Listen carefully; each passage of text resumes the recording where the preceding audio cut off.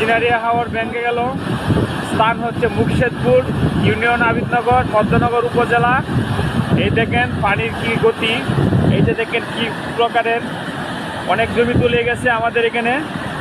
দেখেন কিছু করার নাই, চোখের সামনে ভেসে যাচ্ছে হাজারো কৃষকের স্বপ্ন।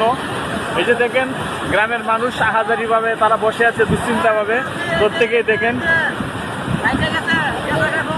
এই যে দেখেন সবাই বিভিন্ন গ্রাম থেকে আসা, সবাই আশাহত এখন মর্মান্তিক অবস্থান নিয়ে সবাই অবস্থান করছে।